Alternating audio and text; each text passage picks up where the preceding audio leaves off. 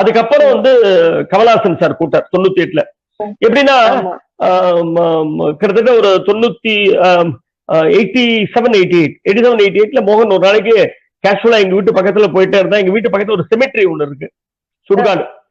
சுடுகாட்டுக்குள்ள சத்யா படம் ஷூட்டிங் நடந்துட்டு இருந்து, அவர் கமல் சார் அதுல பெரிய தாடி, பெரிய முடி எல்லாம் வச்சிருப்பாரு. அதுல அவருக்கு உள்ளேந்து பார்த்து கிரேசி மோகன் அடையாளம் கண்டுபிடிச்சாரு, வா வா அப்படின்னு கூப்பிடுறாரு.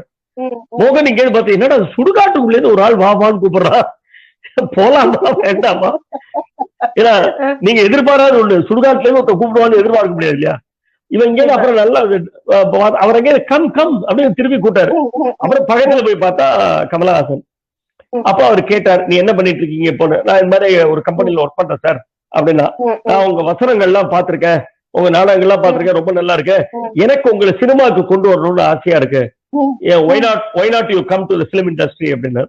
நான் கண்டிப்பா வரேன் சார் அப்படின்னா. அப்ப அவர் என்ன சொன்னாரு, நீ வேலைக்கு போயிட்டு இருந்தேன்னா சினிமா பண்றது கஷ்டம், அதனால வேலையை விட்டுட்டு நீ வந்து ஃபுல் டைம் இதுல இன்வால்வ் பண்ணிக்கணும், உன்னால வேலையை விட முடியுமான்னு கேட்டேன்.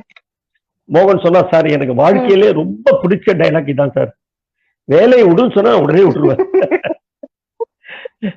அந்த அளவுக்கு எனக்கு வேலைக்கு போறது அவ்வளவு போடு, நாளைக்கே நான் வந்துடுறேன் சார், நீங்க எஸ் சொல்லுங்க, நாளைக்கே வந்துடுறேன். அப்ப வந்து யூ கம் டுமாரோ அப்படின்னா. அடுத்த நாள்ல இருந்து மோகன் ஜாயின்ட் கமலஹாசன் நெக்ஸ்ட் டே.